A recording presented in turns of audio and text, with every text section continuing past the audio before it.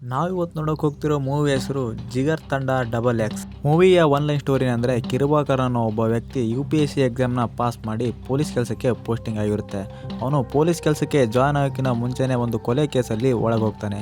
ಇವನು ಮತ್ತೆ ಪೊಲೀಸ್ ಆಗಿ ಜಾಯ್ನ್ ಆಗಬೇಕು ಅಂದರೆ ಮೈಸೂರಿನಲ್ಲಿರೋ ನಟೋರಿಯಸ್ ರೌಡಿಯಾದ ಸೀಸರ್ನ ಕೊಲ್ಲಬೇಕು ಅಂತ ಆಫರ್ ಬರುತ್ತೆ. ಇವನು ಸೀಸರ್ನ ಕೊಲೆ ಮಾಡೋಕ್ಕೆ ಹೋದಾಗ ಅಲ್ಲಿ ಹಲವಾರು ಟ್ವಿಸ್ಟ್ಗಳು ರಿವೀಲ್ ಆಗ್ತಾನೆ ಹೋಗ್ತವೆ. ಆ ಟ್ವಿಸ್ಟ್ಗಳು ಏನಂತ ನೋಡಬೇಕಂದ್ರೆ ವಿಡಿಯೋನ ಪೂರ್ತಿಯಾಗಿ ನೋಡಿ. ಮೂವಿ ಸ್ಟಾರ್ಟ್ ಆಗ್ತಿದ್ದಂಗೆ ಒಂದು ದಟ್ಟವಾದ ಕಾಡನ್ನ ತೋರಿಸ್ತಾರೆ. ಆ ಕಾಡಲ್ಲಿ ಆನೆಗಳನ್ನ ಸಾಯಿಸಿ ದಂತಗಳನ್ನ ಕರಿತಿರ್ತಾರೆ. ಅಷ್ಟೇ ಅಲ್ಲ, ಅಲ್ಲಿರೋ ರೇಂಜರ್ಸ್ಗಳನ್ನ ಸಾಯಿಸಿ ಮರಕ್ಕೆ ನೇತಾಕಿರ್ತಾರೆ. ಆನೆ ದಂತಗಳನ್ನ ಕದಿಯೋರನ್ನ ಹಿಡಿಯೋಕಂತಾನೆ DSP ರತ್ನಾಕರ್ ಅನ್ನೋ ಪೊಲೀಸ್ ಆಫೀಸರ್ನ ನೇಮಕ ಮಾಡಿರ್ತಾರೆ. ಸ್ಟೇಷನ್ ಮುಂದೆ ಕಾಡ್ ಜನಗಳೆಲ್ಲ ಬಂದು ನಮಗೂ ಆನೆ ದಂತಕ್ಕೂ ಸಂಬಂಧ ಇಲ್ಲ, ಇದನ್ನೆಲ್ಲ ಮಾಡ್ತಿರೋದು ಶೆಟ್ಟಾನಿ ಅಂತ ಹೇಳ್ತಾರೆ. ಆದರೆ ರತ್ನಾಕರ ಶೆಟ್ಟಾನಿಯಲ್ಲಿ ಅಂತ ಕಾಡ್ ಜನಗಳನ್ನೇ ಹೊಡೆದು ಕೆಳಕ್ಕೆ ಶುರು ಮಾಡ್ತಾನೆ. ಅಲ್ಲಿಂದ ಕಿರುಬಾಕರ್ ಅನ್ನೋ ವ್ಯಕ್ತಿನ ತೋರಿಸ್ತಾನೆ. ಇವನು UPSC ಎಕ್ಸಾಮ್ನ ಕ್ಲಿಯರ್ ಮಾಡಿ SI ಕೆಲಸಕ್ಕೆ ಜಾಯ್ನ್ ಆಗೋದ್ರಲ್ಲಿರ್ತಾನೆ. ಇದೇ ವಿಷಯನ ಅವ್ನು ಲವರ್ಗೆ ಹೇಳೋಕ್ಕಂತ ಕಾಲೇಜ್ಗೆ ಬಂದಿರ್ತಾನೆ. ಅಲ್ಲೇ ಯಾವುದೋ ಎರಡು ಗುಂಪು ಜಗಳ ಆಡ್ತಿದ್ರೆ ಅದನ್ನು ಬಿಡಿಸೋಕಂತ ಹೋಗಿ ಇವನೇ ಆ ಕೇಸಲ್ಲಿ ತಗಲಾಕೊಂತಾನೆ. ಯಾಕಂದರೆ ಇವನಿಗೆ ರಕ್ತ ಕಂಡ್ರೆ ಮೂರ್ಛೆ ಹೋಗ್ತಿರ್ತಾನೆ. ಇದನ್ನೇ ಅಡ್ವಾಂಟೇಜಾಗಿ ತಗೊಂಡ ಕೊಲೆಗಾರ ಇವನ ಕೈಲಿ ಚಾಕು ಇಟ್ಟು ಅವನು ತಪ್ಪಿಸ್ಕೊಂಡ್ಬಿಡ್ತಾನೆ. ಪೊಲೀಸರು ಇವನೇ ಕೊಲೆಗಾರ ಅಂತ ಇವನ್ನ ಒಳಗೆ ಹಾಕ್ಬಿಡ್ತಾರೆ. ಇದಾಗಿ 2 ವರ್ಷದ ನಂತರ ಜಯಕುಡು ಅನ್ನೋ ವ್ಯಕ್ತಿನ ತೋರಿಸ್ತಾರೆ. ಇವನೊಬ್ಬ ರಾಜಕಾರಣಿ ಮತ್ತು ಹೀರೋ ಎರಡೂ ಕೂಡ ಆಗಿರ್ತಾನೆ. ಇವೊಂದು ಮಣ್ಣಿನ ಮಗ ಅನ್ನೋ ಒಂದು ಫಿಲಮ್ ರಿಲೀಸ್ ಆಗಿರುತ್ತೆ. ಆದರೆ ಈ ಫಿಲಮ್ನ ಕೆಲವೊಂದು ಜಾಗದಲ್ಲಿ ರಿಲೀಸ್ ಮಾಡೋಕ್ಕೆ ಬಿಡ್ತಿರೋದಿಲ್ಲ. ಯಾಕಂದರೆ ಈ ಫಿಲಮ್ ಏನಾದರೂ ಫೇಮಸ್ ಆದರೆ ಇವನು CM ಆಗ್ತಿರ್ತಾನೆ. ಅದಕ್ಕೆ ಆಪೋಸಿಟ್ ಪಾರ್ಟಿಯವರು ಈ ಫಿಲಮ್ನ ಕೆಲವೊಂದು ಜಾಗದಲ್ಲಿ ರಿಲೀಸ್ ಆಗೋಕ್ಕೆ ಬಿಡ್ತಿರೋದಿಲ್ಲ. ಇವಾಗಿರೋ CM ನಮ್ಮ ದೇಶದ ಪ್ರಧಾನಮಂತ್ರಿ ಆಗೋದ್ರಲ್ಲಿರ್ತಾರೆ. CM ಸೀಟ್ಗೋಸ್ಕರ ಜಯಕುಡಿ ಮತ್ತು ಕಾರ್ಮುಗಮನ್ನು ಇಬ್ಬರು ವ್ಯಕ್ತಿಗಳು ಹೊಡೆದಾಡ್ತಾ ಇರ್ತಾರೆ. ಅದಕ್ಕೋಸ್ಕರನೇ ಜಯಕುಡಿ ಸಿನಿಮಾನ ಕಾರ್ಮುಗಮ್ ಹುಡುಗರು ಕೆಲವೊಂದು ಪ್ರದೇಶದಲ್ಲಿ ರಿಲೀಸ್ ಆಗೋಕ್ಕೆ ಬಿಡ್ತಿರೋದಿಲ್ಲ. ಇದರಿಂದ ಜಯಕುಡಿ ಕೋಪ ಮಾಡಿಕೊಂಡು ಅವ್ರ ತಮ್ಮ ರತ್ನಾಕರನ್ನು ಫೋನ್ ಮಾಡಿ ಕರ್ಸ್ಕೊತಾನೆ. ಅಲ್ಲಿ ಫಿಲಮ್ ರಿಲೀಸ್ ಆಗೋಕ್ಕೆ ಬಿಡದೇ ಇರೋ 4 ಜನ ರೌಡಿಗಳನ್ನ ಎತ್ಬಿಡು ಅಂತ ಅವ್ರ ತಮ್ಮಂಗೆ ಹೇಳ್ತಾನೆ. ಅವ್ರ ತಮ್ಮ ಬೇರೆ ಯಾರೂ ಅಲ್ಲ, DSP ರತ್ನಾಕರ್. ರತ್ನಾಕರನ್ ಪೊಲೀಸ್ ಆಗೋಕ್ಕೆ ಹೋಗಿ ಕೊಲೆ ಮಾಡಿ ಕೊಲೆ ಕೇಸಲ್ಲಿ ಒಳಗಡೆ ಹೋಗಿರೋ 4 ಜನನ ಆಯ್ಕೆ ಮಾಡ್ಕೊಳ್ತಾನೆ. ಇವರಿಗೆಲ್ಲ ಹೇಳ್ತಾನೆ, ನೀವು ಕಾರ್ಮುಗಮ್ ಕಡೆ ಇರೋ 4 ಜನ ರೌಡಿಗಳನ್ನ ಎತ್ತಿದ್ರೆ ಮತ್ತೆ ನಿಮಗೆ ಪೊಲೀಸ್ ಆಗೋ ಅವಕಾಶ ಕೊಡಿಸ್ತೀನಿ ಅಂತ. ಈ 4 ಜನಗಳಲ್ಲಿ ಕಿರುಬಾಕರನ್ ಕೂಡ ಒಬ್ಬ ಇರ್ತಾನೆ. ಈಗ ನಮಗೆ ಅಲಿಯಾ ಸೀಸರ್ ಅನ್ನೋ ಒಬ್ಬ ವ್ಯಕ್ತಿನ ತೋರಿಸ್ತಾರೆ. ಇವನೇ ನೋಡಿ ನಮ್ಮ ಕಥೆಯ ಮುಖ್ಯ ಪಾತ್ರ. ಜಯಕುಡಿ ಸಿನಿಮಾನ ಬಂದ್ ಮಾಡಿಸಿ ಅವರ ಅಭಿಮಾನಿ ಸಂಘದ ಅಧ್ಯಕ್ಷನ ಜೀವಂತವಾಗಿ ಸುಟ್ಟಾಕಿರ್ತಾನೆ ಅಂತ ನಟೋರಿಯಸ್ ಇವನು. ಇವನ್ನ ಕೊಲೆ ಮಾಡೋ ಕೆಲಸ ಕಿರುಬಾಕರನ್ಗೆ ಸಿಕ್ಕಿರುತ್ತೆ. ಒಂದಿನ ಹೀಗೆ ಮಾತಾಡ್ತಿರ್ಬೇಕಾದ್ರೆ ಅಲ್ಲಿನ ಒಬ್ಬ ಹೀರೋ ಸೀಸರ್ಗೆ, ನೀನು ನನ್ನ ಥರ ಬೆಳಗಿದ್ದಿದ್ರೆ ಹೀರೋ ಆಗ್ಬೋದಾಗಿತ್ತು, ಆದರೆ ನೀನು ಕಪ್ಗಿದೆಯಾ ಅಂತ ಹೇಳಿಸ್ಬಿಡ್ತಾನೆ. ಇದರಿಂದ ಸೀಸರ್ಗೆ ಕೋಪ ಬಂದು ತಾನು ಕೂಡ ಹೀರೋ ಆಗ್ಬೋದು ಅಂತ ಡಿಸೈಡ್ ಮಾಡಿಕೊಂಡು ಅವನು ಡೈರೆಕ್ಟರ್ಗಳ ಸ್ವಯಂವರನ ಏರ್ಪಾಟ್ ಮಾಡ್ತಾನೆ. ಇದನ್ನೇ ನೆಪ ಮಾಡಿಕೊಂಡು ಕಿರುಬಾಕರ್ನ ಅಲ್ಲಿಗೆ ರೇದಾಸನ್ ಅನ್ನೋ ಹೆಸರಲ್ಲಿ ಬಂದು, ನಾನು ಒಬ್ಬ ದೊಡ್ಡ ಡೈರೆಕ್ಟರ್, ನಿನ್ನ ಜೀವನದ ಕಥೆಯನ್ನು ಮೂವಿ ಮಾಡಿ ಅದನ್ನು ಆಸ್ಕರ್ಗೆ ಕಳಿಸ್ತೀನಿ ಅಂತ ಹೇಳಿ ಸೀಸರ್ನ ಕನ್ವಿನ್ಸ್ ಮಾಡ್ತಾನೆ. ಸೀಸರ್ ಕೂಡ ಇವರೇ ನನ್ನ ಮೂವಿ ಡೈರೆಕ್ಟರ್ ಅಂತ ಹೇಳಿ ಫಿಕ್ಸ್ ಮಾಡ್ಕೊಳ್ತಾನೆ. ಸೀಸರ್ ಕ್ಲಿಂಟನ್ ಈಸ್ಟ್ವುಡ್ ಅವರ ದೊಡ್ಡ ಫ್ಯಾನ್ ಆಗಿರ್ತಾನೆ. ಅವರು ಶೂಟಿಂಗ್ ಅಂತ ಬಂದಾಗ ಒಂದಿನ ಅವ್ರ ಮೇಲೆ ಗೂಳಿ ದಾಳಿ ಮಾಡಿಬಿಟ್ಟಿರುತ್ತೆ. ಇದರಿಂದ ಸೀಸರ್ ಅವ್ರನ್ನ ಕಾಪಾಡಿರ್ತಾನೆ. ಅದೇ ಖುಷಿಗೋಸ್ಕರ ಅವರು ಅವನಿಗೆ ಡಮ್ಮಿ ತುಪಾಕಿನ ಕೊಟ್ಟಿರ್ತಾರೆ. ಆದರೆ ಅದು ತುಪಾಕಿ ಅಲ್ಲ, ಕ್ಯಾಮ್ರಾ ಅಂತ ಡೈರೆಕ್ಟರ್ ಅವನಿಗೆ ಹೇಳಿದ ಮೇಲೆ ಗೊತ್ತಾಗುತ್ತೆ. ಡೈರೆಕ್ಟ್ರು ಸೀಸರ್ನ ಜೀವನದಲ್ಲಿ ನಡೆದಿರೋ ನಿಜವಾದ ಘಟನೆಗಳನ್ನ ಇಟ್ಕೊಂಡು ಶೂಟಿಂಗ್ನ ಸ್ಟಾರ್ಟ್ ಮಾಡ್ತಾರೆ. ಆದರೆ DSP ರತ್ನಾಕರನ್ ಅವನ್ನ 15ನೇ ತಾರೀಕಿನೊಳಗಡೆ ಮುಗಿಸ್ಬೇಕು ಅಂತ ಪ್ರೆಷರ್ ನೀಡ್ತಿರ್ತಾನೆ. ಒಂದಿನ ಹೀಗೆ ಊಟ ಮಾಡ್ತಿರ್ಬೇಕಾದ್ರೆ ಸೀಸರ್ನ ಹೆಂಡತಿ, ನೀವು ನೋಡೋಕ್ಕೆ ಓದಿರೋರ ಥರ ಕಾಣ್ತಿದ್ದೀರಾ, ಆದರೆ ಒಳ್ಳೆಯವ್ರ ಬಗ್ಗೆ ಸಿನಿಮಾ ಮಾಡೋ ಬದಲು ಈ ಥರ ರೌಡಿಗಳ ಬಗ್ಗೆ ಯಾಕೆ ಸಿನಿಮಾ ಮಾಡ್ತಿದ್ದೀರಾ ಅಂತ ಕೇಳ್ತಾಳೆ. ಅದಕ್ಕೆ ಡೈರೆಕ್ಟ್ರು, ಇವಾಗ ಒಳ್ಳೆಯವ್ರ ಬಗ್ಗೆ ಸಿನಿಮಾ ಮಾಡಿದ್ರೆ ಯಾರು ನೋಡಲ್ಲಮ್ಮ ಅಂತ ಹೇಳ್ತಾರೆ. ಅದಕ್ಕೆ ಸೀಸರ್ನ ಹೆಂಡತಿ, ಸೀಸರ್ ಕೂಡ ಚಿಕ್ಕ ವಯಸ್ಸಿಂದ ತುಂಬಾ ಒಳ್ಳೆಯವರಾಗಿದ್ದರು, ಆದರೆ ಆ ಒಂದು ಘಟನೆಯಿಂದ ಅವರು ಈ ರೀತಿ ಆಗೋದ್ರು ಅಂತ ಹೇಳ್ತಾಳೆ. ಆ ಘಟನೆ ಅಂದರೆ, ಮೊದಲು ಕಾಡಲ್ಲಿ ಸೀಸರ್ ಬೇಟೆ ಆಡಿಕೊಂಡು ಆರಾಮಾಗಿ ಇರ್ತಿದ್ರು. ಕಾಡಲ್ಲಿ ಆನೆಗಳನ್ನ ಬೇಟೆ ಆಡಬಾರ್ದು ಅಂತ ಒಂದು ನಿಯಮ ಇರುತ್ತೆ. ಆದರೆ ಬ್ರಿಟಿಷರು ಕೊಡೋ ಕಾಸಿಗೆ ಆಸೆಪಟ್ಟು ಸೀಸರ್ನ ತಂದೆ ಆನೆನ ಬೇಟೆ ಆಡೋಕ್ಕೆ ಒಪ್ಕೊಂಡಿರ್ತಾರೆ. ಆನೆನ ಬೇಟೆ ಆಡೋಕ್ಕಂತ ಸೀಸರ್ ಮತ್ತು ಅವ್ರ ಅಣ್ಣನ ಕರ್ಕೊಂಡು ಸೀಸರ್ನ ತಂದೆ ಕಾಡಿಗೆ ಹೋಗಿರ್ತಾರೆ. ಆದರೆ ಅಲ್ಲಿ ಬಂದಿರೋ ಆನೆ ಸೀಸರ್ಗೆ ಮೊದಲೇ ಪರಿಚಯ ಇರೋದ್ರಿಂದ ಅದನ್ನು ಬೇಟೆ ಆಡದೆ ಹಾಗೆ ಬಿಟ್ಟು ಕಳಿಸ್ಬಿಡ್ತಾನೆ. ಅಷ್ಟರಲ್ಲಿ ಸೀಸರ್ನ ತಂದೆ ಬೇರೆ ಒಂದು ಆನೆನ ಬೇಟೆ ಆಡ್ತಾರೆ.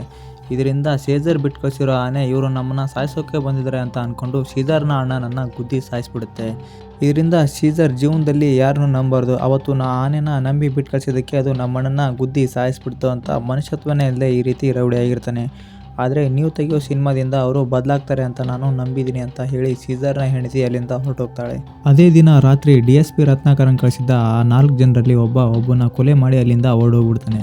ಬೆಳಗ್ಗೆ ಆದ ತಕ್ಷಣ ಈ ವಿಚಾರ ಸೀಸರ್ಗೆ ತಿಳಿಯುತ್ತೆ. ಎಲ್ಲರೂ ಅವರು ಮಹಡಿ ಮೇಲೆ ಅಂತ ಬಿದ್ದು ಸತ್ತೋದ್ರು ಅಂತ ಹೇಳ್ತಿರ್ತಾರೆ. ಆದರೆ ಸೀಸರ್ಗೆ ಅದು ನಂಬಿಕೆನೇ ಬರೋದಿಲ್ಲ. ಅದಕ್ಕೆ ಸೀಸರ್ ಬಾಡಿನ ಹಾಸ್ಪಿಟ್ಲಿಗೆ ತೊಗೊಂಡೋಗಿ ಪೋಸ್ಟ್ ಮಾರ್ಟಮ್ನ ಮಾಡಿಸ್ತಾನೆ. ಪೋಸ್ಟ್ ಮಾರ್ಟಮ್ನಲ್ಲಿ ಗೊತ್ತಾಗುತ್ತೆ ಕೊಲೆ ಅಂತ. ನಮ್ಮಲ್ಲೇ ಯಾರೋ ಒಬ್ಬರು ಸೇರಿಕೊಂಡು ಈ ಕೊಲೆನ ಮಾಡಿದ್ದಾರೆ ಅಂತ ಸೀಸರ್ಗೆ ಡೌಟ್ ಬರೋಕ್ಕೆ ಶುರುವಾಗುತ್ತೆ. ಡೈರೆಕ್ಟ್ರು ಕೂಡ ಇಲ್ಲಿ ಭಯ ಪಡೋಕ್ಕೆ ಸ್ಟಾರ್ಟ್ ಮಾಡ್ತಾನೆ. ಯಾಕಂದರೆ ಕೊಲೆ ಮಾಡೋಕ್ಕೆ ಡೈರೆಕ್ಟ್ರು ಬಂದಿರೋದು ಅಂತ ಗೊತ್ತಾದರೆ ಅವನ್ನ ಸುಮ್ಮನೆ ಬಿಡಲ್ಲ ಅಂತ. ಸೀಸರ್ ಆ ಕೊಲೆ ಹೇಗೆ ನಡೆದಿರ್ಬೋದು ಅಂತ ಸರ್ಚ್ ಮಾಡ್ತಾ ಹೋದಾಗ ಗೊತ್ತಾಗುತ್ತೆ ಆ ಕೊಲೆನ ಮಾಡಿರೋದು ಒಬ್ಬ ಪೊಲೀಸ್ ಅಂತ. ಅವ್ನು ಆಲ್ರೆಡಿ ಟ್ರೈನ್ ಹತ್ಕೊಂಡು ಊರಿಗೆ ಹೋಗ್ತೀರ ಅಂತ ಗೊತ್ತಾಗಿ ಅವನ್ನ ಟ್ರೈನ್ಗೆ ಹೋಗಿ ಟ್ರೈನಲ್ಲೇ ಹಿಡ್ಕೊಂಡು ಅವನ್ನ ಎತ್ತಕೊಂಬರ್ತಾರೆ. ಈಗ ಇವನು ಎಲ್ಲಿ ಎಲ್ಲ ವಿಷಯನೂ ಬಾಯ್ ಬಿಡ್ತಾನೆ ಅಂತ ಡೈರೆಕ್ಟ್ರಿಗೆ ಭಯ ಶುರುವಾಗಿರುತ್ತೆ. ಯಾಕಂದರೆ ಈ 4 ಜನನೂ ಕೂಡ ಒಂದೇ ಸ್ಟೇಷನಿಂದ ರತ್ನಾಕರನ್ನು ಕಳಿಸಿರ್ತಾನೆ. ಅದರಿಂದ ಇವರೆಲ್ಲ ಮೊದಲೇ ಫ್ರೆಂಡ್ಸ್ ಆಗಿರ್ತಾರೆ. ಆದರೆ ಆ ರೀತಿ ಏನು ನಡೆಯೋದಿಲ್ಲ. ಪೊಲೀಸ್ ಆಫೀಸರ್ ಡೈರೆಕ್ಟ್ರ್ ಬಗ್ಗೆ ಯಾವುದೇ ವಿಷಯನೂ ಬಾಯ್ ಬಿಡೋದಿಲ್ಲ. ಆದರೆ ಸೀಸರ್ ಆ ಪೊಲೀಸ್ ಆಫೀಸರ್ನ ಸಾಯಿಸ್ಬಿಡ್ತಾನೆ. ಅಲ್ಲೇ ಡೈರೆಕ್ಟ್ರಿಗೆ ಇನ್ನೊಂದು ವಿಷಯ ಗೊತ್ತಾಗುತ್ತೆ. ಅವನು ಕಾಲೇಜಲ್ಲಿ ಕೊಲೆ ಕೇಸಲ್ಲಿ ಸಿಕ್ಕಾಕೊಂಡಿರೋದಕ್ಕೆ ಕಾರಣ ಈ ಸೀಸರೇ ಅಂತ. ಆ ಕೊಲೆನ ಸೀಸರ್ ಮಾಡಿ ಇವನ ಮೇಲೆ ಹಾಕಿರೋದು ಅಂತ ಅವನಿಗೆ ಇವಾಗಲೇ ಗೊತ್ತಾಗುತ್ತೆ. ಇಲ್ಲಿಂದ ಇದು ಪರ್ಸ್ನಲ್ ರಿವೆಂಜ್ ಆಗಿ ಟರ್ನ್ ಆಗುತ್ತೆ. ತಾನು ಜೈಲಿಗೆ ಹೋಗೋದಕ್ಕೆ ಸೀಸರೇ ಕಾರಣ ಅಂತ ಗೊತ್ತಾಗಿ ಅವನ್ನ ಸಾಯಿಸಲೇ ಬಿಡೋದಿಲ್ಲ ಅಂತ ಡಿಸೈಡ್ ಆಗಿ ಸೀಸರ್ನ ಸಾಯಿಸೋದಕ್ಕೆ ಅಂತಾನೆ ಒಂದು ಪ್ಲ್ಯಾನ್ನ ರೆಡಿ ಮಾಡ್ತಾನೆ. ಡೈರೆಕ್ಟ್ರ್ ಸೀಸರ್ ಹತ್ರ ಬಂದು, ಸೀಸರ್ ನೀನು ನಿನ್ನ ಜೀವನದಲ್ಲಿ ಯಾವುದೇ ರೀತಿ ಒಳ್ಳೆ ಕೆಲಸನೂ ಮಾಡಿಲ್ಲ. ನಿನ್ನ ಬಗ್ಗೆ ಸಿನಿಮಾ ಮಾಡಿದ್ರೆ ಯಾರು ಕೂಡ ಆ ಸಿನಿಮಾನ ನೋಡೋದಿಲ್ಲ. ಹಾಗಾಗಿ ನೀನು ಶೆಟ್ಟಾನಿನ ಜೀವಂತವಾಗಿ ಹಿಡಿದು ಪೊಲೀಸರಿಗೆ ಒಪ್ಪಿಸು. ಇದರಿಂದ ನೀನು ಕಾಡು ಜನಗಳಿಗೆಲ್ಲ ಹೀರೋ ಥರ ಆಗ್ತೀಯ. ಇದರಿಂದ ನನ್ನ ಮೂವಿ ಕೂಡ ಒಂದು ಒಳ್ಳೆ ಕ್ಲೈಮ್ಯಾಕ್ಸ್ ಸಿಗುತ್ತೆ ಅಂತ ಹೇಳ್ತಾನೆ. ಸೀಸರ್ ಕೂಡ ಇದಕ್ಕೆ ಸರಿ ಅಂತ ಒಪ್ಕೊಳ್ತಾನೆ. ಶೆಟ್ಟಾನಿ ತುಂಬಾ ಪವರ್ಫುಲ್ ಆಗಿರ್ತಾನೆ. ಶೆಟ್ಟಾನಿನ ಹಿಡಿಯೋಕೆ ಹೋದಾಗ ಸೀಸರ್ನ ಶೆಟ್ಟಾನಿ ಆರಾಮಾಗಿ ಸಾಯಿಸ್ಬೋದು ಅಂತ ಡೈರೆಕ್ಟರ್ ಪ್ಲಾನ್ ಆಗಿರುತ್ತೆ. ಅಲ್ಲಿಂದ ಸೀಸರ್ ಮತ್ತು ಡೈರೆಕ್ಟರ್ ಇಬ್ಬರು ಕೂಡ ಕಾಡಿಗೆ ಬರ್ತಾರೆ. ಸೀಸರ್, ನಾನು ಶೆಟ್ಟಾನಿನ ಹಿಡ್ಕೊಡ್ತೀನಿ, ನೀವ್ಯಾರು ತಲೆ ಕೆಡಿಸ್ಕೋಬೇಡಿ. ಆಮೇಲೆ ಪೊಲೀಸರ ಕಾಟ ಇಲ್ಲದೆ ನೀವು ಆರಾಮಾಗಿ ಇರ್ಬೋದು ಅಂತ ಹೇಳ್ತಾನೆ. ಆಗ ಕಾಡಿನ ಜನಗಳೆಲ್ಲ ಪೊಲೀಸರು ಶೆಟ್ಟಾನಿ ಕಡೆಯವರು ಅಂತ ಹೇಳಿ ನಮ್ಮ ಜನಗಳನ್ನ ಹೇಳ್ಕೊಂಡೋಗಿದ್ದಾರೆ. ಮೊದಲು ಅವ್ರನ್ನ ಬಿಡ್ಸ್ಕೊಂಬ, ಆಮೇಲೆ ನನ್ನ ಮಾತನ್ನ ನಂಬ್ತೀವಿ ಅಂತ ಹೇಳ್ತಾರೆ. ಸೀಸರ್ ಕಾಡು ಜನಗಳನ್ನೆಲ್ಲ ಪೊಲೀಸರ ಹತ್ರ ಕರ್ಕೊಂಡೋಗಿ, ನಾನು ಶೆಟ್ಟಾನಿನ ಜೀವಂತವಾಗಿ 4-5 ದಿನಗಳಲ್ಲಿ ಹಿಡ್ಕೊಂಡ್ಬರ್ತೀನಿ, ಅಲ್ಲಿವರೆಗೂ ನಮ್ಮ ಕಾಡು ಜನಗಳನ್ನ ಬಿಡಿ ಅಂತ ಹೇಳ್ತಾನೆ. ಆಗ SP ರತ್ನಾಕರನ್ಗೆ ಏನು ಅರ್ಥನೇ ಆಗ್ತಿರೋದಿಲ್ಲ. ಸೀಸರ್ನ ಸಾಯಿಸೋಕಂತ ಇವನ್ನ ಕಳಿಸಿದರೆ ಇವನು ಸೀಸರ್ನ ಕರ್ಕೊಂಡು ಇಲ್ಲಿಗೆ ಯಾಕೆ ಬಂದಿದ್ದಾನೆ ಅಂತ ಅವನಿಗೆ ಡೌಟ್ ಬರುತ್ತೆ. ಆಗ DSP ರತ್ನಾಕರನ್ ಡೈರೆಕ್ಟ್ರನ್ನ ನೋಡಿ, ನೀವು ಮಾತ್ರ ಈ ಕಾಡು ಜನಗಳ ಮಧ್ಯೆ ಓದಿರೋ ಥರ ಕಾಣ್ತಿದ್ದೀರಾ, ಇವ್ರೇನು ಹೇಳ್ತಿದ್ದಾರೆ ಅಂತ ನಮಗೆ ಒಂದು ಹಾಳೆಯಲ್ಲಿ ಬರ್ಕೊಡಿ ಅಂತ ಹೇಳ್ತಾರೆ. ಆಗ ಡೈರೆಕ್ಟ್ರು, ಇವ್ರನ್ನ ಸಾಯಿಸೋದಕ್ಕೆ ನನಗೆ ಬೇರೆ ದಾರಿ ಸಿಗಲಿಲ್ಲ, ಶೆಟ್ಟಾನಿ ವಿರುದ್ಧ ಇವನ್ನ ಎತ್ಕಟ್ಟಿ ಶೆಟ್ಟಾನಿಯಿಂದನೇ ಇವನ್ನ ಕೊಲಿಸ್ಬಿಡ್ತೀನಿ ಅಂತ ಹೇಳ್ತಾನೆ. ಆಗ DSP ರತ್ನಾಕರನ್ಗೆ ಇವನು ಏನು ಮಾಡೋಕ್ಕೆ ಹೋಗ್ತೀನಿ ಅಂತ ಅರ್ಥ ಆಗಿ ಕಾಡು ಜನಗಳನ್ನ ಬಿಟ್ಟು ಕಳಿಸ್ತಾನೆ. ಆಮೇಲೆ ಗೊತ್ತಾಗುತ್ತೆ ಪೊಲೀಸರು ಕೂಡ ತುಂಬ ದಿನದಿಂದ ಕಾಡು ಜನಗಳಿಗೆ ತೊಂದರೆ ಕೊಡ್ತಾ ಇದ್ದಾರೆ ಅಂತ. ಅಷ್ಟೇ ಅಲ್ಲ, ಕಾಡಲ್ಲಿರೋ ಜನಗಳನ್ನ ಖಾಲಿ ಮಾಡಿಸಿ ಕಾಡಲ್ಲಿರೋ ಆನೆಗಳನ್ನೆಲ್ಲ ಬೇರೆ ಕಡೆ ಸಾಗಿಸೋದಕ್ಕೆ ಕೂಡ ಪ್ರಯತ್ನ ಮಾಡ್ತಿದ್ದಾರೆ ಅಂತ ಗೊತ್ತಾಗುತ್ತೆ. ಕಾಡು ಜನಗಳನ್ನೆಲ್ಲ ಪೊಲೀಸ್ ಸ್ಟೇಷನ್ನಿಂದ ಬಿಡಿಸ್ಕೊಂಬಂದಿರೋ ಖುಷಿಗೆ ರಾತ್ರಿ ಎಲ್ಲರೂ ಬೆಂಕಿ ಹಚ್ಚಿ ತುಂಬ ಖುಷಿಯಿಂದ ಕುಣಿದಾಡ್ತಿರ್ತಾರೆ. ಆಗ ಸೀಸರಲ್ಲಿರೋ ಟಮಟೆನ ಬಾರ್ಸಕ್ಕೆ ಹೋದಾಗ ಕಾಡು ಜನಗಳೆಲ್ಲ ಟಮಟೆ ಬಾರಿಸಿದ್ರೆ ಶೆಟ್ಟಾನಿ ಕಡೆಯವರೆಲ್ಲ ಬಂದು ಕಾಡು ಜನಗಳಿಗೆ ತೊಂದರೆ ಕೊಡ್ತಾರೆ ಅಂತ ಹೇಳ್ತಾರೆ. ಇದನ್ನು ಕೇಳಿದ ಸೀಸರ್ಗೆ ಶೆಟ್ಟಾನಿನ ಹಿಡಿಯೋಕ್ಕೆ ಇದು ಒಳ್ಳೆ ಸಮಯ ಅಂತ ಹೇಳಿ ಟಮಟೆನ ಬಾರ್ಸೋಕ್ಕೆ ಶುರು ಮಾಡ್ತಾರೆ. ಅದೇ ಸಮಯಕ್ಕೆ ಶೆಟ್ಟಾನಿ ಕಡೆಯವರೆಲ್ಲ ಬಂದು ಕಾಡು ಜನಗಳ ಮೇಲೆ ದಾಳಿ ಮಾಡ್ತಾರೆ. ಸೀಸರ್ ಅವ್ರನ್ನೆಲ್ಲ ಹೊಡೆದಾಕಿ ಶೆಟ್ಟಾನಿ ಇರೋ ಜಾಗ ಎಲ್ಲಿ ಅಂತ ಹೇಳಿ ತಿಳ್ಕೊತಾನೆ. ಸೀಸರ್ ಶೆಟ್ಟಾನಿನ ಹುಡ್ಕೊಂಡು ಅವನಿರೋ ಜಾಗಕ್ಕೆ ಬರ್ತಾನೆ. ಸೀಸರ್ ತನ್ನ ಕೈಲಿರೋ ಗನ್ನ ತಗೊಂಡು ಹೊಡ್ತಿರ್ಬೇಕಾದ್ರೆ ಡೈರೆಕ್ಟರ್ ಅದನ್ನು ನೋಡಿ, ನೀನು ಅವನ್ನ ಜೀವಂತವಾಗಿ ಹಿಡಿಬೇಕು ಅಂತ ಹೇಳ್ತಾರೆ. ಆಗ ಸೀಸರ್ ಅವನ ಕೈಲಿರೋ ಗನ್ನ ಬಿಸಾಕಿ ಅವನ್ನ ಹೊಡೆಯೋಕಂತ ಹೊಡ್ತಾನೆ. ಶೆಟ್ಟಾನಿ ಇನ್ನೇನು ಒಂದು ಆನೆನ ಸಾಯಿಸೋದ್ರಲ್ಲಿರ್ತಾನೆ. ಅಷ್ಟರಲ್ಲೇ ಸೀಸರ್ ಶೆಟ್ಟಾನಿ ಮೇಲೆ ಅಟ್ಯಾಕ್ ಮಾಡಿ ಅವನ ಮೇಲೆ ಫೈಟ್ ಮಾಡೋದಕ್ಕೆ ಶುರು ಮಾಡ್ತಾನೆ. ಸೀಸರ್ ಹತ್ರ ಯಾವುದೇ ರೀತಿ ಆಯುಧ ಇರೋದಿಲ್ಲ. ಶೆಟ್ಟಾನಿ ಅವನ ಹತ್ರ ಇರೋ ವಿಷದ ಬಾಣನ ಅವನ ಎದೆಗೆ ಚುಚ್ಚಿ ಅಲ್ಲಿಂದ ಹೊರಟೋಗ್ಬಿಡ್ತಾನೆ. ಸೀಸರ್ ಅಲ್ಲೇ ಬಿದ್ದೋಗ್ಬಿಡ್ತಾನೆ. ಡೈರೆಕ್ಟ್ರು ಅವನ್ನ ಸಾಯಿಸೋದಕ್ಕೆ ಅಂತ ಬಂದಿದ್ರು ಕೂಡ ಅವನ್ನ ಅಲ್ಲೇ ಬಿಟ್ಟು ಹೋಗೋಕ್ಕೆ ಮನಸ್ಸಾಗೋದಿಲ್ಲ. ಯಾಕಂದರೆ ಸೀಸರ್ನ ವೈಫು ಪ್ರೆಗ್ನೆಂಟ್ ಇರ್ತಾಳೆ. ಅವಳು ಮನೆಯಲ್ಲಿ ಸೀಸರ್ಗೋಸ್ಕರ ಕಾಯ್ತಿದ್ದಾಳೆ ಅಂತ ನೆನೆಸ್ಕೊಂಡು ಬೇಜಾರಾಗಿ ಡೈರೆಕ್ಟ್ರು ಅವನ್ನ ಕಾಡಿಗೆ ಎತ್ಕೊಂಡು ಹೋಗ್ತಾರೆ. ಕಾಡಲ್ಲಿರೋ ಜನಗಳೆಲ್ಲ ಸೇರಿಕೊಂಡು ಸೀಸರ್ಗೆ ಟ್ರೀಟ್ಮೆಂಟ್ ಕೊಟ್ಟು ಅವನು ಮತ್ತೆ ಬದುಕೋ ರೀತಿ ಮಾಡ್ತಾರೆ. ಕಾಡಲ್ಲಿರೋ ಜನಗಳೆಲ್ಲ ಸೀಸರ್ ಏನೋ ಬದುಕ್ಬಿಟ್ಟ, ಆದರೆ ಶೆಟ್ಟಾನಿನ ಸಾಯಿಸೋಕ್ಕಾಗಿಲ್ವಲ್ಲ ಅಂತ ಮಾತಾಡ್ಕೊತಿರ್ತಾರೆ. ಅಷ್ಟರಲ್ಲೇ ಕಾಡಿಂದ ಆನೆಗಳೆಲ್ಲ ಬರ್ತವೆ. ಎಲ್ಲರೂ ಆನೆಗಳು ಗುಡ್ಸಲನ್ನ ನಾಶ ಮಾಡೋಕ್ಕೆ ಬಂದಿದ್ದಾವೆ ಅಂತ ಅಂದ್ಕೊಂಡಿರ್ತಾರೆ. ಆದರೆ ಅವುಗಳು ಶೆಟ್ಟಾನಿಯಿಂದ ಅವುಗಳನ್ನ ಕಾಪಾಡಿರೋದಕ್ಕೆ ಸೀಸರ್ಗೆ ಧನ್ಯವಾದಗಳನ್ನ ಹೇಳೋಕ್ಕೆ ಬರ್ತವೆ.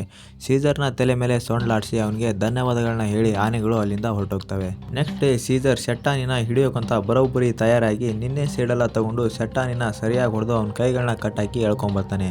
ಅಲ್ಲಿಂದ ಸ್ಟೇಷನ್ಗೆ ಬಂದು CMನ ನೇರವಾಗಿ ಇಲ್ಲಿಗೆ ಕರೆಸಿದರೆ ಮಾತ್ರ ಶೆಟ್ಟಾನಿನ ಒಪ್ಸೋದು, ಇಲ್ಲಾಂದರೆ ನಿಮಗೆ ಒಪ್ಸೋದಿಲ್ಲ ಅಂತ ಸೀಸರ್ ಹೇಳ್ತಾನೆ.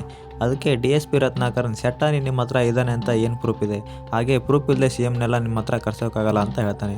ಅದಕ್ಕೆ ಸೀಸರ್ ಅವನ ಬೆರಳಚೆಯಿಂದ ಅವನ್ನ ಕಂಡುಹಿಡಿಬೋದಲ್ವಾ ಅಂತ ಹೇಳಿ ಶೆಟ್ಟಾನಿ ಬೆರಳುಗಳನ್ನ ಕಟ್ ಮಾಡ್ಕೊಂಬಂದಿರ್ತಾನೆ. ಅವ್ನ ಬೆರಳಚೆ ಮೂಲಕ ಇವನೇ ಶೆಟ್ಟಾನಿ ಅಂತ ಗೊತ್ತಾಗುತ್ತಲ್ವಾ, ಇವಾಗಾದರೂ ಕಂಡು ಹಿಡ್ರಿ ಅಂತ ಅವ್ನ ಬೆರಳುಗಳನ್ನ ಕೊಟ್ಬಿಡ್ತಾನೆ. DSP ರತ್ನಾಕರನ್ ಇದನ್ನೆಲ್ಲ ನೋಡಿ ತುಂಬಾ ಶಾಕ್ ಆಗಿ CMನ ಇಲ್ಲಿಗೆ ಬರೋಕ್ಕೆ ಹೇಳ್ತಾನೆ. CM ಬಂದಮೇಲೆ ಶೆಟ್ಟಾನಿನ ಕರ್ಕೊಂಬರ್ತಾರೆ. CM ಸೀಸರ್ನ ನೋಡಿ, ಶೆಟ್ಟಾನಿನ ಹಿಡಿದಿದೆಯಾ ಅಂದರೆ ನೀನೇ ಈ ನಾಡಿನ ಹೀರೋ, ನಾಳೆಯಿಂದ ಈ ಪೊಲೀಸ್ ಕ್ಯಾಂಪೇನ್ ಎಲ್ಲ ಇರೋದಿಲ್ಲ, ನಿಮಗೆ ಪೊಲೀಸರಿಂದ ಯಾವುದೇ ರೀತಿ ತೊಂದರೆ ಆಗೋದಿಲ್ಲ ಅಂತ ಹೇಳಿ CM ಅಲ್ಲಿಂದ ಹೊರಟೋಗ್ತಾರೆ. ಕಾಡಿನ ಜನಗಳೆಲ್ಲ ಖುಷಿಯಾಗಿ ಹಬ್ಬ ಮಾಡೋಕ್ಕೆ ಶುರು ಮಾಡ್ತಾರೆ. ಸೀಸರ್ನ ಹೆಂಡತಿಗೆ ಇದ್ದಕ್ಕಿದ್ದಂಗೆ ಹೆರಿಗೆ ನೋವು ಸ್ಟಾರ್ಟ್ ಆಗುತ್ತೆ. ಸೀಸರ್ ಟೆನ್ಷನಿಂದ ಓಡಾಡ್ತಾ ಇರ್ತಾನೆ. ಬೆಟ್ಟದ ಮುಳ್ಳ ಕಿತ್ಕೊಂಡ್ಬಂದ್ರೆ ಮಾತ್ರ ನಿನಗೆ ಮಗು ಮುಖನ ತೋರಿಸೋದು ಅಂತ ಹೇಳ್ತಾರೆ. ಅದಕ್ಕಂತಾನೆ ಸೀಸರ್ ಮತ್ತು ಡೈರೆಕ್ಟ್ರು ಬೆಟ್ಟದ ಮುಳ್ಳ ಕಿತ್ಕೊಂಡ್ಬರೋಕಂತ ಕಾಡಿಗೆ ಬರ್ತಾರೆ. ಕಾಡಿಗೆ ಬಂದು ನೋಡಿದ್ರೆ ಅಲ್ಲಿ ಮತ್ತೆ ಯಾರೋ ಆನೆಗಳನ್ನ ಬೇಟೆಯಾಡ್ತಾರೆ. ಹಾಗೆ ಮುಂದೆ ಬಂದು ನೋಡಿದ್ರೆ ಅಲ್ಲಿ ಸೆಟ್ಟಾನಿನೇ ಇರ್ತಾನೆ. ಸೆಟ್ಟಾನಿ ಕಾಲ ಮೇಲೆ ಯಾವುದೋ ಒಂದು ಆನೆ ಹತ್ಕೊಂಡು ಹೋಗ್ಬಿಡುತ್ತೆ. ಹಾಗಾಗಿ ಅವನ ಕಾಲು ಪೂರ್ತಿ ರಕ್ತ ಆಗಿ ಅವನು ಅಲ್ಲೇ ಕೂತ್ಕೊಂಡಿರ್ತಾನೆ. ಇದನ್ನೆಲ್ಲ ನೋಡಿ ಸೀಸರ್ಗೆ ಪೂರ್ತಿಯಾಗಿ ಕನ್ಫ್ಯೂಸ್ ಆಗಿಬಿಡುತ್ತೆ. ಸೆಟ್ಟಾನಿನ ಹಿಡಿದುಕೊಟ್ಟ ಮೇಲೂ ಮತ್ತೆ ಇವನು ಹೇಗೆ ಬಂದ ಅಂತ ಅವನಿಗೆ ಫುಲ್ ಕನ್ಫ್ಯೂಸ್ ಆಗಿರುತ್ತೆ. ಆಗ ಸೆಟ್ಟಾನಿ ಅಲ್ಲಿ ನಿಜವಾಗ್ಲೂ ಏನು ನಡೀತು ಅಂತ ಹೇಳೋದಕ್ಕೆ ಶುರು ಮಾಡ್ತಾನೆ. ಸೆಟ್ಟಾನಿನ ಹಿಡ್ಕೊಂಡು ಸ್ಟೇಷನ್ಗೆ ಒಪ್ಪಿಸಿದಾಗ ಅಲ್ಲಿ CM ಕಾರ್ಮುಗನ್ ಮತ್ತು DSP ರತ್ನಾಕರ್ ಈ 3 ಜನ ಕೂಡ ಇರ್ತಾರೆ. ಪೊಲೀಸ್ ಸ್ಟೇಷನ್ ಒಳಗಡೆ ಹೋದ ತಕ್ಷಣ CM ಕಾರ್ಮುಗನ್ಗೆ ಬೈಯೋಕ್ಕೆ ಶುರು ಮಾಡ್ತಾರೆ. ನಿಮ್ಮ ಹುಡುಗ ಸೀಸರ್ಗೆ ಸೆಟ್ಟಾನಿನ ಹಿಡಿಯೋಕ್ಕೆ ಯಾರು ಹೇಳಿದ್ದು? ಸೆಟ್ಟಾನಿನ ಕಾಡಲ್ಲಿ ಬಿಟ್ಟಿದ್ದೆ ನಾನು. ಕಾಡಲ್ಲಿರೋ ಆನೆಗಳನ್ನ ಖಾಲಿ ಮಾಡಿಸಿ ಇಲ್ಲಿರೋ ಕಾಡು ಜನಗಳನ್ನ ಓಡಿಸಿ ಇಡೀ ಕಾಡನ್ನು ಉದ್ಯಮಿಗಳಿಗೆ ಕೊಡ್ತೀನಿ ಅಂತ ಪ್ರಾಮಿಸ್ ಮಾಡಿದ್ದೀನಿ. ಈ ರೀತಿ ಮಾಡಿದ್ರೆ ಮಾತ್ರ ನನಗೆ ಪ್ರೈಮ್ ಮಿನಿಸ್ಟರ್ ಸೀಟ್ ಸಿಗುತ್ತೆ. ಇದನ್ನೆಲ್ಲ ನಿಮ್ಮ ಹುಡುಗ ಹಾಳು ಮಾಡಿಬಿಟ್ಟವಲ್ಲ ಅಂತ ಹೇಳಿ CM ಕಾರ್ಮುಗಮ್ಗೆ ಚಪ್ಪಲಿ ತೊಗೊಂಡು ಹೊಡೆಯೋಕ್ಕೆ ಶುರು ಮಾಡ್ತಾರೆ.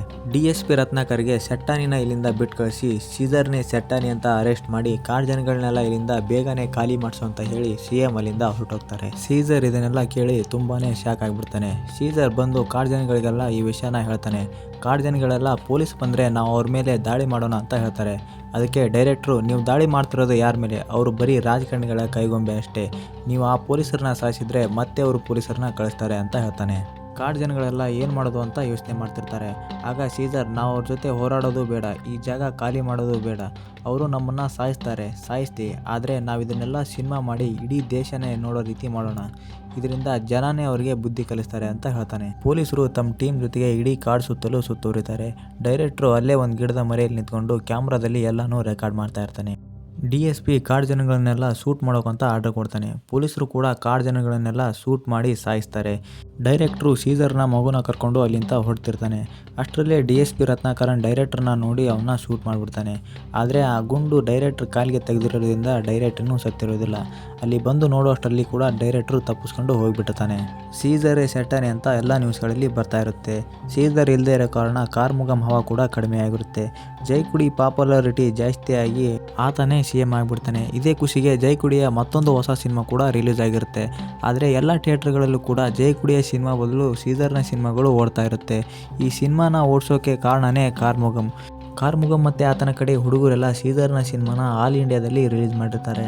ಸಿನಿಮಾ ನೋಡಿದ ಜನಗಳಿಗೆಲ್ಲ ರಾಜಕಾರಣಿಗಳ ನಿಜವಾದ ಮುಖ ಗೊತ್ತಾಗುತ್ತೆ. ಜನಗಳೆಲ್ಲ ಕೋಪದಿಂದ ಹೊರಗಡೆ ಬಂದು ಅವ್ರ ಕಟೌಟ್ನ ಕೆಳಗಡೆ ಬೀಳಿಸಿ ಅದನ್ನು ಕಾಲಿಂದ ತುಡಿಯುತ್ತಾ ಅವ್ರಿಗೆ ಬೈಯೋಕ್ಕೆ ಶುರು ಮಾಡ್ತಾರೆ.